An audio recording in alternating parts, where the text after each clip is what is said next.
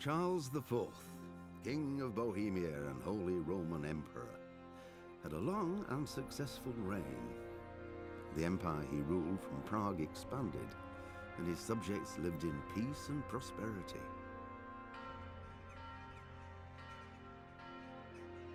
When the emperor died, the whole empire mourned. More than 7,000 people accompanied him on his last procession. The heir to the throne of the flourishing empire was Charles's son, Wenceslas IV, whose father had prepared him for this moment all his life. But Wenceslas did not take after his father. He neglected affairs of state for more frivolous pursuits. He even failed to turn up for his own coronation as emperor, which did little to endear him to the Pope. Wenceslas the Idle did not impress the imperial nobility either. His difficulties mounted until the nobles, exasperated by the inaction of their ruler, turned for help to his half-brother, King Sigismund of Hungary. Sigismund decided on a radical solution. He kidnapped the king to force him to abdicate, then took advantage of the ensuing disorder to gain greater power for himself. He invaded Bohemia with a massive army and began pillaging the territories of the king's allies.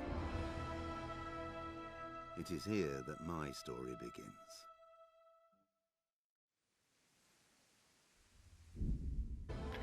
Hello there everybody, Professor J here, and as you can see, well, this is not God of War. I know, I got lazy with that one, and also I completely forgot where I was in it, and I think I accidentally deleted the footage for that video. Oops. I will admit, I am not a professional. Never claimed to be. But I don't know if any of you who watch me know this. Some of you might. But I'm a big fan of history. Everyone has that one thing in school they always paid attention to. Some people were math kids. Some people were science kids. I kind of was a science kid. Not much, but I was. More space than anything else, but still. But the big thing for me... Hold on. Pater noster, qui es in celis, sanctificetur nomen tuum. Turn this all down. Veniat regnum tuum. I don't want to hear Latin right now.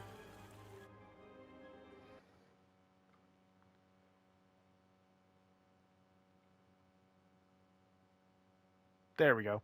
Okay. Now I can hear myself talk and think. But anyway, as I was saying, yeah, everyone had that one thing in school they were always really good at, for whatever reason. I was a history kid.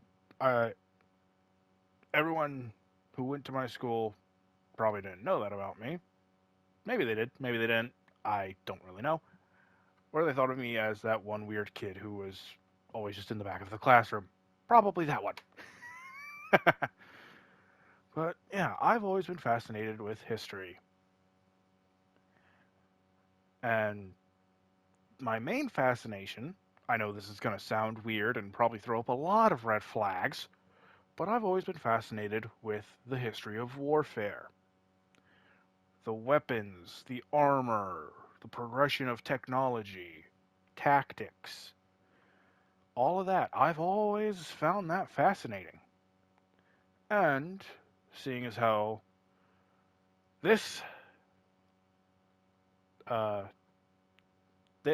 game is about to get a sequel sometime this year, and with this game really being a benchmark of history, it's pretty accurate for the time, I thought I would show a bit of my own nerd self and play this game for you guys to completion. Well, when I say to completion, I mean at least to the end of this main story. And if I time this right, hopefully this will be done right before the second game comes out. If not, well, either either I timed it wrong and was done early, or timed it wrong again and was done late. Either way, my fault, but I don't care because this is a game that I actually really like. I've played it a couple times. I will say that I have played it a couple times, but I've never completed it. But for you guys, this will be the first time I will have ever completed this game. So I hope you enjoy.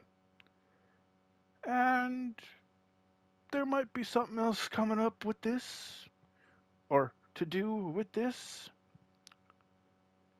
in the future. So keep an eye out for that as well. Also, I got a new headset. So if the microphone is off, please tell me. It's a learning process with new headsets. It always is. But anyway, that's it for what I gotta say, everybody.